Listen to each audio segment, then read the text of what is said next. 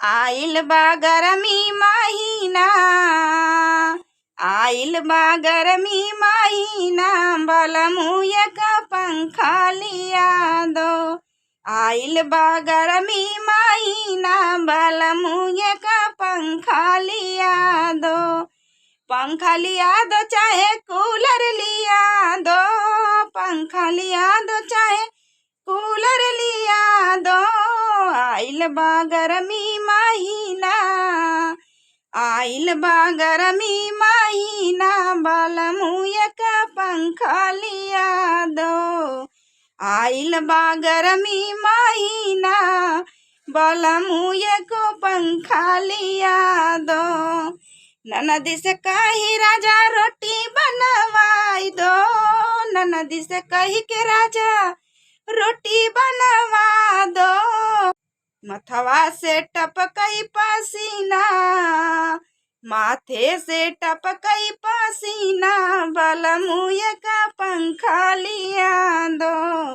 माथे से टपकई पसीना, बलमुआ का पंखा लिया दो।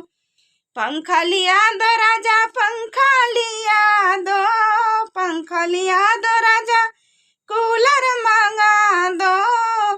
माथे से टपकई पसीना, बलमुआ को पंखा लिया दो।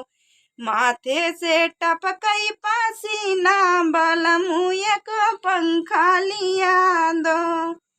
जब जब जाई पिया अपनी से जरिया, जब जब जाई पिया अपनी से जरिया, गर्मी के कारण उठाई पेट में दर्दिया, गर्मी के कारण उठाई पेट में दर्दिया।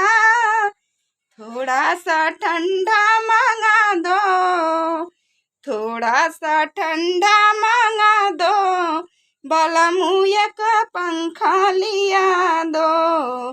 थोड़ा सा ठंडा मंगा दो, बलमुआ का पंखा लिया दो।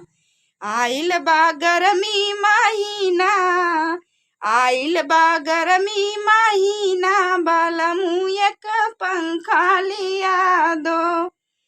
पंखा लिया दो राजा एसी लगवा दो, पंखा लिया दो राजा एसी लगवा दो। गर्मी में टपकई पसीना, गर्मी में टपकई पसीना, बलमुआ का पंखा लिया दो। गर्मी में टपकई पसीना, बलमुआ का पंखा लिया दो। आइल बा गरमी महीना, आइल बा गरमी महीना, बलमुआ का पंखा लिया दो। पंखा लिया दो चाहे एसी लगवा दो, पंखा लिया दो चाहे एसी लगवा दो। माथे से टपकई पसीना, बलमुआ को पंखा लिया दो। माथे से टपकई पसीना, बलमुआ का पंखा लिया दो। माथे से टपकई पसीना, बलमुआ को पंखा लिया दो।